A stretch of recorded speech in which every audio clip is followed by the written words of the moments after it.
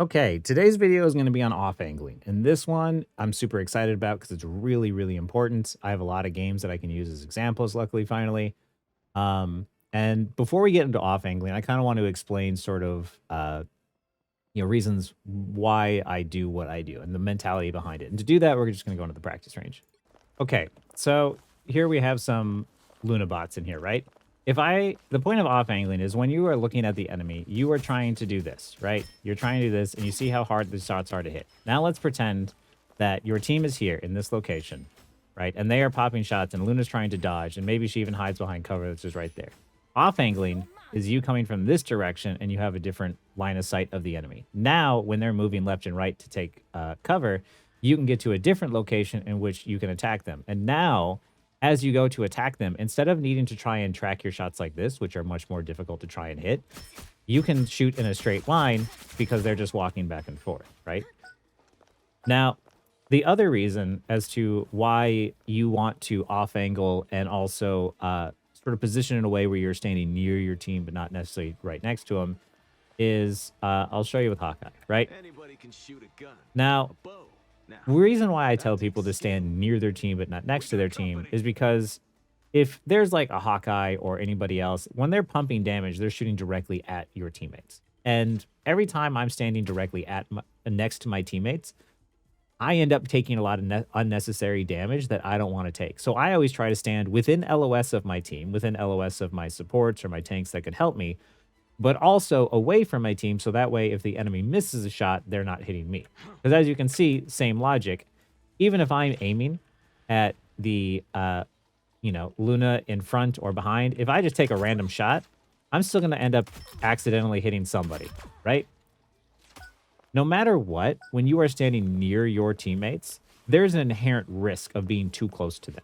So you don't want to all collapse together because then you end up taking damage together.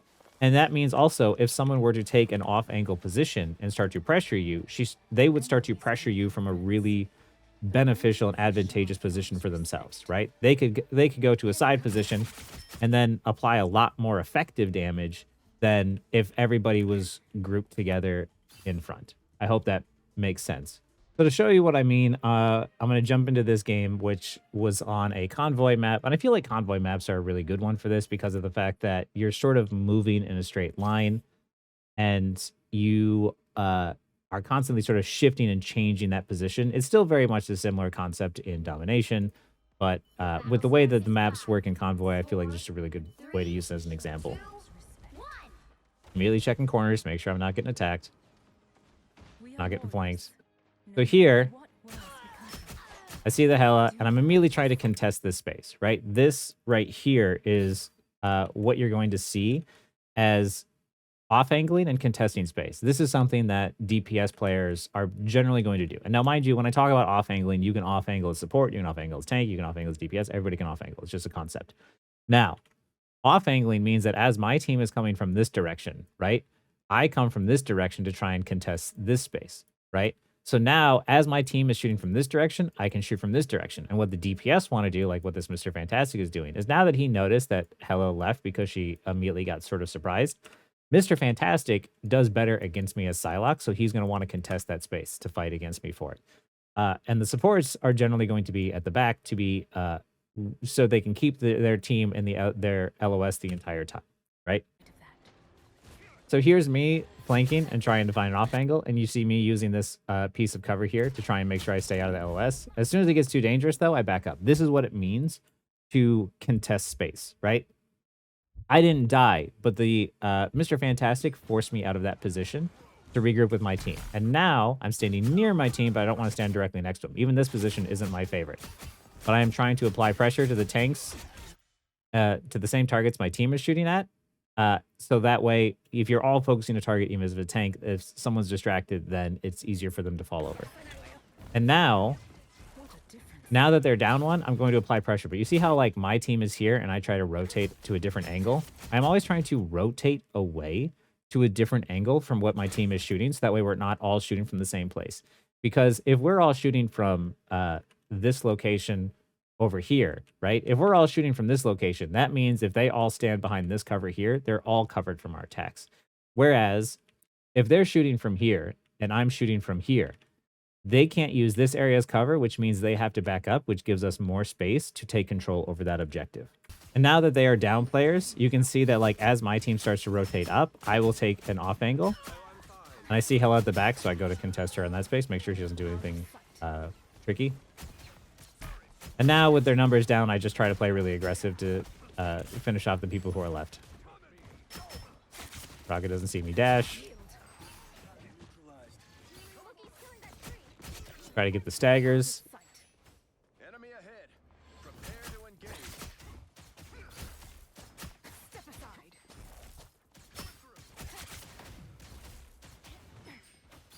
At this point, I am just trying to contest and hold this space so that way they don't want to come to the cart. I'm not trying to necessarily get kills. I'm just trying to say that, like, if I get kills, great. If I don't, then I'm just trying to say, hey, just don't touch the payload. Let us cap it, right? The objective is more important. I thought I could ult in here and get a pick on the Hella or something, and I didn't realize that Loki was going to be back in time. I shouldn't have done that. That was really bad. I thought I could get a pick on the Hella and get like a really fast, really good stagger, because one ult for a kill is fine.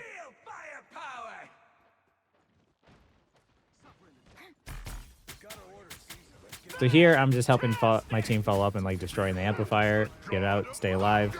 But see how, you know, I am trying to be near my team, but not directly next to them. Bucky went off to the side. I went to the other side, right? So that way, if he tries to bounce and he happens to come through there, he's not going to hit both of us.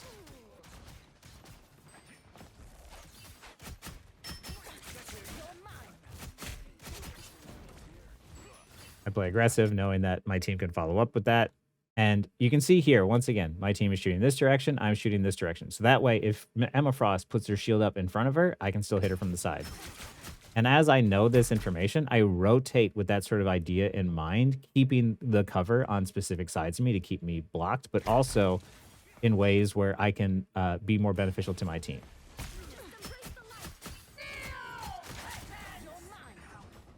At this point, I'm just trying to survive the ults. Thor is always really aggressive. I don't like this position, so I'm going to immediately try and find ways to rotate around it.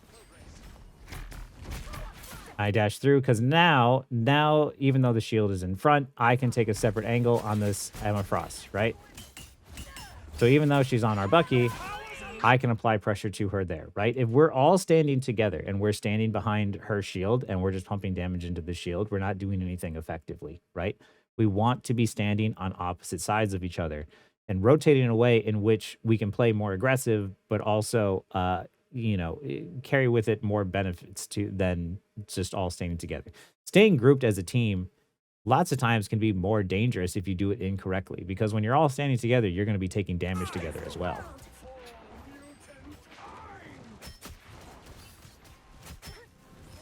At this point, there's not much anybody can do because of the fact the cloak ult is out. And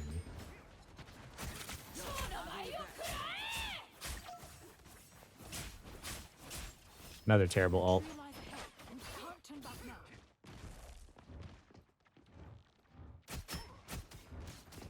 I should have forced Hela's bird form first and then tried to ult if that's what I was going to do. I didn't think the bird form was going to completely get her out of the ult, and that's on me.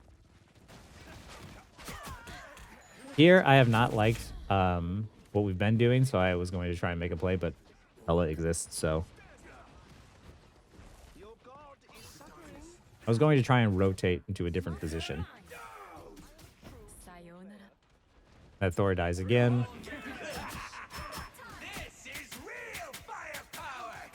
Now, I'm taking advantage of my teammate's Cloak and Dagger ult and trying to follow up on that instead. There's times where I will off angle for sure. However, that's when there's times to especially rotate. If your team has ulted, you kind of want to take advantage of that ult versus rotating because of the fact that there's more benefit to standing in like a Cloak and Dagger ult or a Luna ult because the odds of you dying are extremely low. So you can just apply a bunch of damage and possibly get a kill through that. Same with like a rocket ult or something. But when there's no ultimates, you know, all standing near each other is not really going to be a super huge benefit. So here I am trying to get a quick execute by dashing in and out.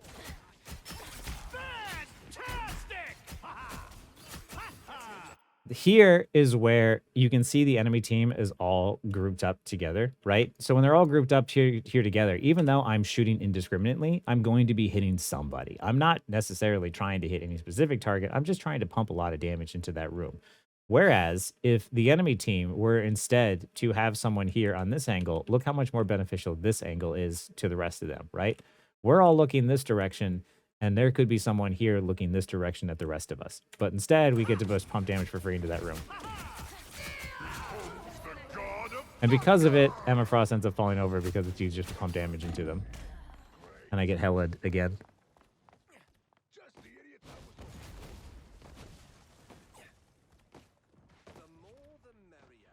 I generally don't have much of a problem with hellas, but this one was popping me a lot this game.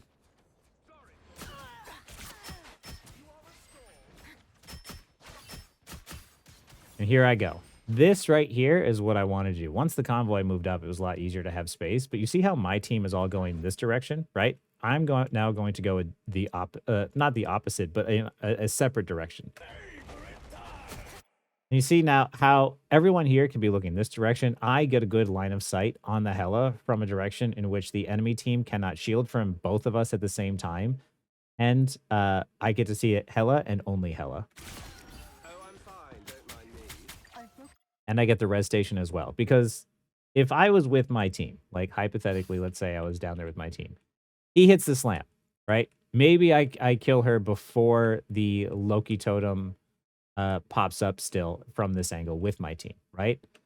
I wouldn't have been able to be to see the BRB station if I wasn't rotating in a separate off angle, right? So this is one of the benefits and reasons why you rotate and not try to take exact angles with my team, with your team.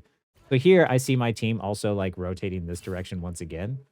And as they go this direction and I see Cap getting in trouble, I can then attack and pincer in on this direction.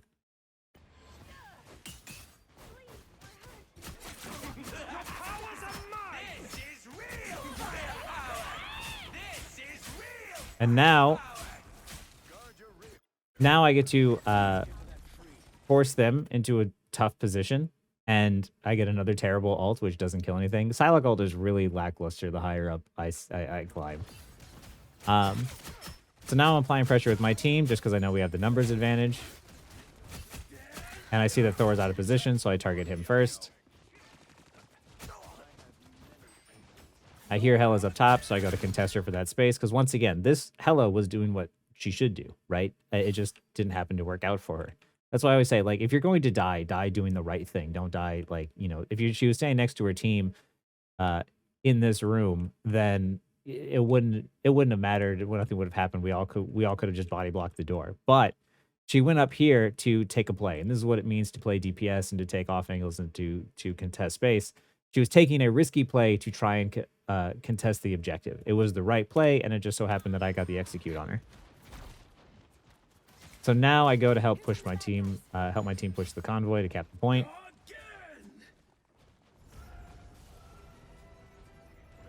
But you're always going to see that as my team is shooting from one direction, I try to rotate from a different direction. My team is here, I am here. We're doing that sort of perpendicular thing where they're coming from one straight direction and I am using my fast mobility to rotate in a way in which I can get an off angle from a 90 degrees, so that way they can't avoid both of us at once. And even if we don't kill them, we force them into a position in which they have to back up, like this Emma is here. Now I'm just trying to help kill the totems. I hear the bird go out, or the hell out go out, so I leave. And now once again, this rocket thinks that he's safe because of the fact that he sees my team here. He sees my cloak and dagger here. He's not expecting me to come from a different angle. And by always playing in these off-angle positions, you always have to know that you're carrying with it some sort of risk, right? You are contesting that space, which means that someone might try to contest you for it as well. They might try to duel you to take that space away again. My aim is terrible, by the way. Now, once again, because we have cloak and dagger ult, I can just stay with my team. I play Psylocke because my aim is so bad I have to get up in there to hit my shots like that. I become vulnerable. Out of sight. I felt really bad. Right now we're just cleaning up. This is real firepower. Behold the god of thunder! Get out of there. My team is grouped up here. So what does that mean? I am going to try and go to a different location, but I end up dying here for it.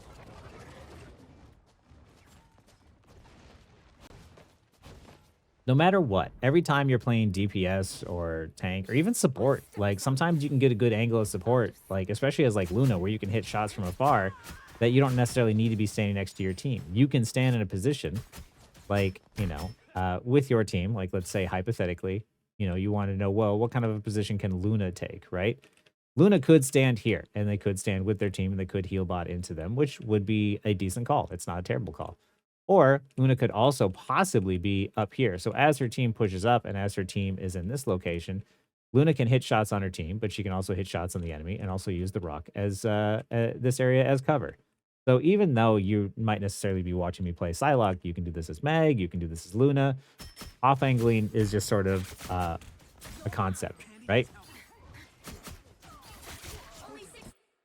This Thor dies a lot first, and for all the people who want to talk about how like, oh, like the game is about kills, the game's about kills. No, the game is about who dies. Like, because this Thor dies, now the rest of his team is put on defense, and they need to try and stay alive when we have the advantage. And when you have an advantage, the higher up you climb, the easier it is to hold on to that advantage because players aren't going to make as many mistakes anymore.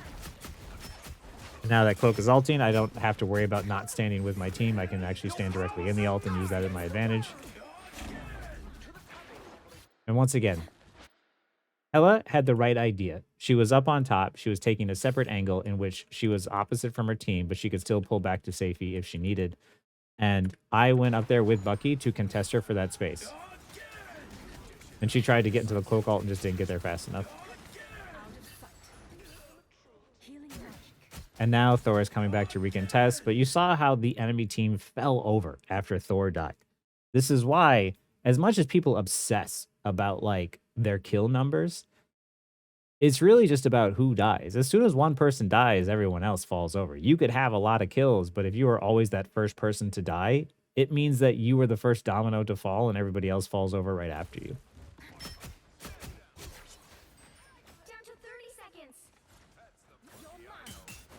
Now I'm going up to the door to try and keep them blocked in so they don't come out. Or at least blow cooldowns like Totem first. As a DPS, a lot of times I'm trying to contest other DPS for that space, and I don't want them to have angles on my team in which I can fight them for those angles. I don't want them harassing my team. Like, my job in my mind as a DPS player is to control those off angles, right? If there is a DPS and an off angle that is harassing my supports, I'm not just going to go dive the enemy supports and hope we play a game of who trades backlines first. I'm going to go in a position myself to try and contest that DPS to get them off of my team first, and then hopefully I win that fight so I can engage on the enemy team.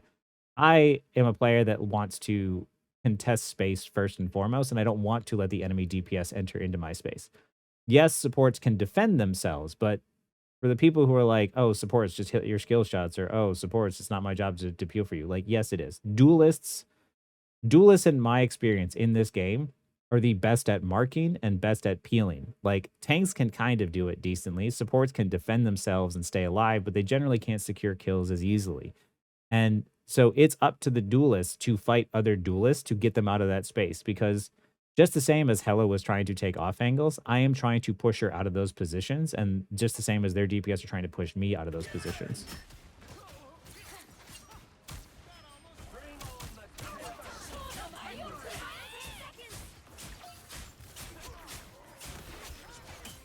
First semi-decent ult all game.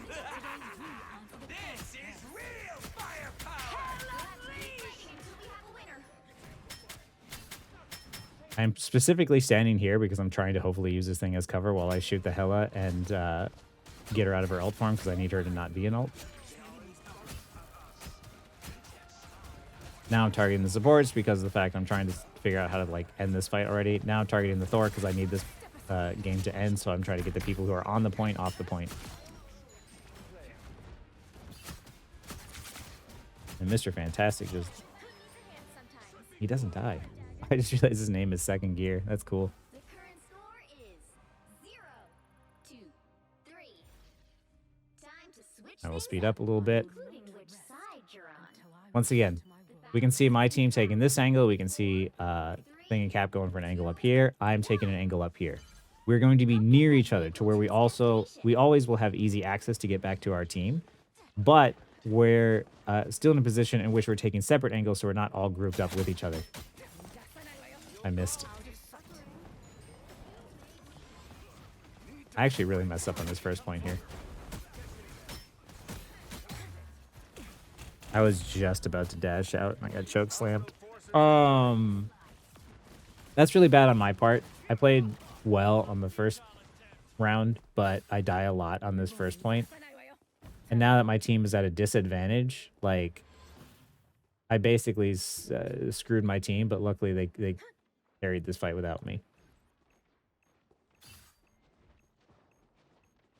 A single death can cause us to lose space and lose control over the objective, which is why I try to keep my deaths as minimal as possible. And here, once again, now that my team is ulting, I'm taking advantage of my team's ults, and I'm sticking with them, right? It's fine to stick near your team as long as you have something like a support ult or whatever to keep you alive. If you're confident you're not going to die, but, you know, people a lot of times look at, like, Strange Shield or something like, oh, you should hold the shield up so that way your team can stand behind it. No. The Strange Shield is meant to sort of block heals. It's to block incoming specific attacks. It's not to hold up like a wall. A wall is a lot more consistent and a lot safer than trying to hold up a Strange Shield, which can eventually break, right? You want to make sure that shield isn't broken, so that way he has it for emergencies. All of those, the shields, the bubbles, those resources from tanks are meant to be used for specific purposes.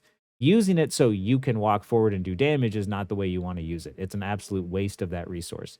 So I want to position in a way where I'm using cover and I'm trying to take off angles in which I am mindful of my cover at all times. I'm following up on people at the back.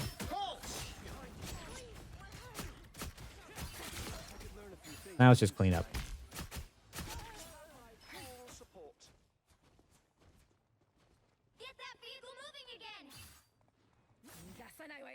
Once again, my team is going to take one angle. I'm going to take a different angle. Our enemies are near. I will say it does not pay off for me, though. We are undefeatable. As soon as I sense danger, I try to get out, but I maybe should have gone in the room. I'm not used to Mr. Fantastic yet, to be fair, so I didn't know that I could get pulled back in like that. I don't play enough against Mr. Fantastic players, so I'm going to have to get used to that this season. Luckily, my team manages to kind of pull it back together, but I threw that first point by dying first again.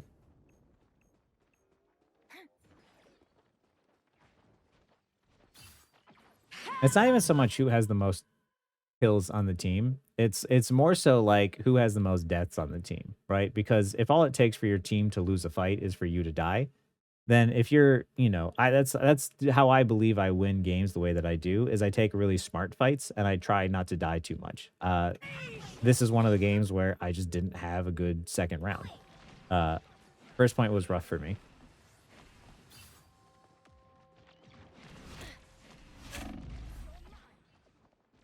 That really hurt. Almost there. Don't turn back now. Farewell. I go and I ult to try and make some space and get kills. Cleared him off the point, which was lucky. My team was TPing in. I'm trying to keep in mind the Hela. I did not see her peek there to hit me again. Don't drown in the darkness. Hela really had my number this game. You're relieved. I don't give a step aside. But now, because we're dying a bunch, we're losing the objective.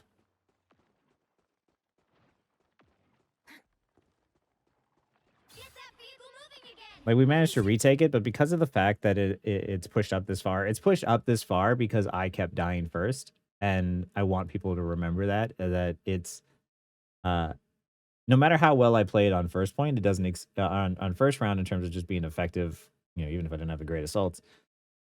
Second point, it pushed up this far because I kept dying first, and I shouldn't do that. I've talked about it before, but on defense, it's super important that you stay alive.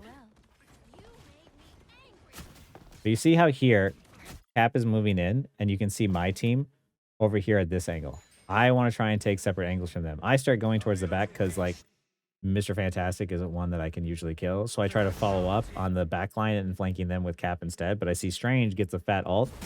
So I immediately focus on the people that he ults. Trade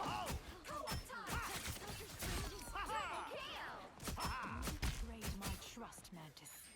I don't think we need that ult, but he might have already copied it already. So Down to 30 seconds. Don't back down yet.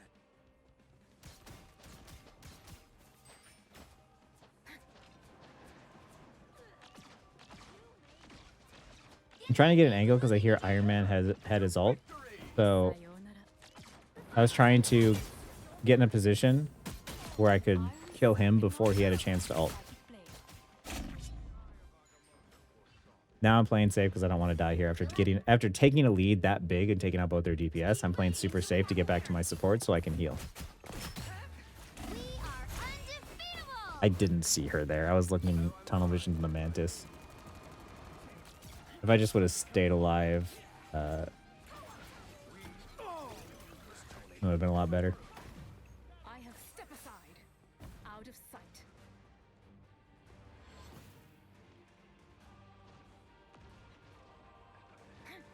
We just lose this point here. The reason why we lost this point is because I terribly played the first point. Your vehicle reached a checkpoint. Keep up the momentum. Here once again, now I'm trying to contest space. This Hela is coming up here to try and contest the space. I am sitting back behind this wall to use the third person camera to my advantage. And as she comes up here to try and contest the space, even though I don't kill her here, I force her out of the space. So now she doesn't have this as a means to attack my team. Because you can see already, my team is coming over from this angle and coming back from like spawn. Her team is over here. So had they been over here and she be up here, she would have had really good angles on a lot of my teammates, and they would have, even if she didn't necessarily secure the kills, she would have made them feel unsafe enough that would have given a lot more room for their convoy to push up. So once again, even though you might not necessarily get the kills, what you're trying to do is you're trying to contest that space to make sure that they don't have the space to move the objective, right?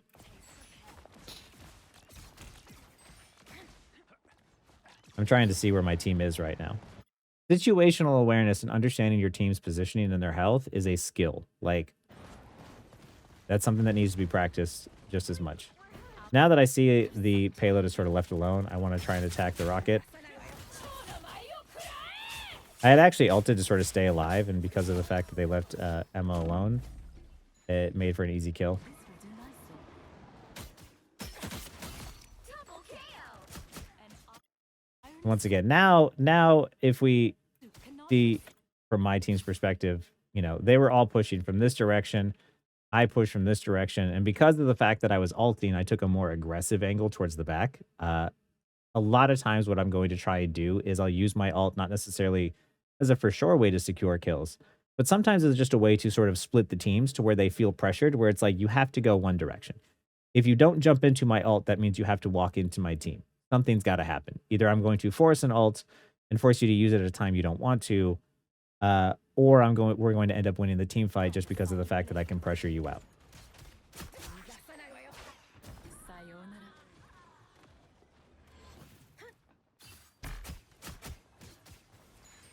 Get that vehicle moving. Once again, I'm standing near my team, not next to my team. My team is all down below. I don't want to stand directly next to my team. But if I needed heals, if I were to ping my cloak and dagger right now, she'd still be able to get access to see me, right? Glad to help.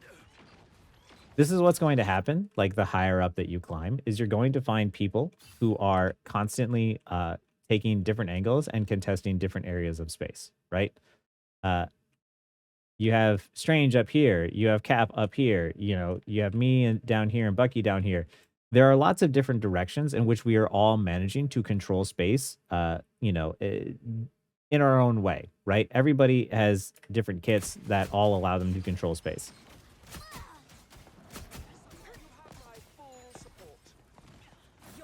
I hear I heard them up top, so I wanted to try and get to there to once again contest that space. Now that I hear ults going off, I'm going to try and hide and get to a safe location and wait those ults out. I know I can't kill anything in this, and I don't think anyone's going to follow up on that rocket ult, so I go to spawn camp the Iron Man instead.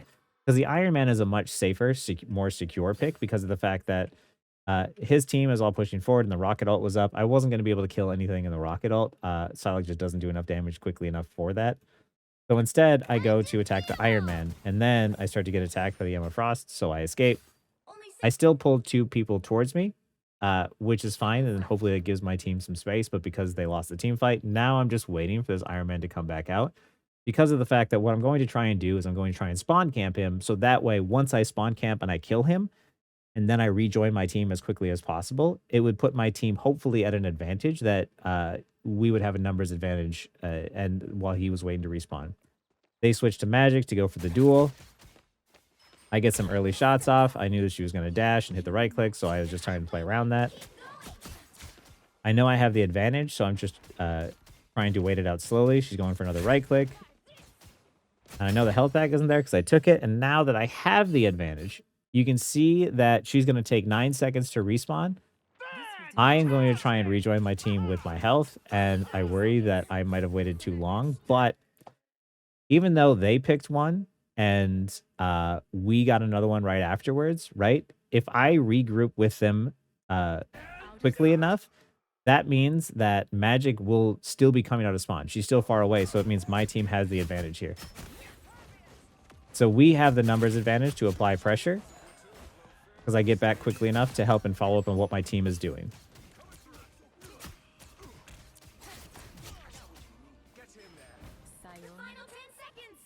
Hella is going this way, and once again, now I want you to see from the bird's eye view, if we all chase Hella from the same direction, if she backs up one direction, she can just work on evading all of us. So what instead I do is I see the direction in which Cap is pushing her, and I take a separate off angle in which to follow. So that way, as she tries to get away, she immediately jumps down into my LOS, which causes us to win the game. This is the reason why off-angling is so effective and why it's all about that numbers advantage. Because if you look back to the previous fight, we can see that what the numbers advantage is going to do is Rocket can't look everywhere at once. So he's going to look ahead, Bucky's going to look at him, and these two are going to be sort of engaged in a direct fight, right? But now, even if everybody is taking a 1v1 and both are looking at each other and both aren't, both are surviving, but nobody's dying. The moment that it turns into a 2v1, and all of a sudden now, Rocket can't worry about, just this one direction. He's got to worry about 2 directions. Now it makes it easier to turn that numbers advantage into a greater numbers advantage. Because when you understand off angling and you understand that numbers advantage, every single time you gain a kill, that means one more person is going to get 2v1 in which they can get off angled and get so much pressure applied to them that eventually they just fall over and die. And then once it turns from like a 6v5 to a 6v4, then there's more people to create more off angles to apply more pressure and so on and so forth. And you see that like once Bucky realizes that he can't get the pick on the rocket, everybody else now is rotating to look at the 2 tanks on the point. And now look at how much pressure these guys are getting from every single direction, right? You just collapse in on them. And Rocket can't provide heals because of the fact that I'm going to be jumping on top of them. And then we just pressure them out through a sheer numbers advantage. Off-angling is something that it carries with it a risk. But if you are confident in your abilities to take those risks and to fight and contest for that space, you have just a greater chance of winning your games, right? This is the reason why, too, DPS is usually considered a difficult role because of the fact that mechanically you have to be pretty good at it, but you also have to have the game sense to understand when what you're doing is worth the risk, and when it's time to get out and leave that space and give it up versus dying for it. Because if you die for it, you create a lot of problems for your team. But if you understand how to get back, give up that space temporarily, get your health back, and then try to recontest it with your cooldowns afterwards, you have a better chance of winning your games.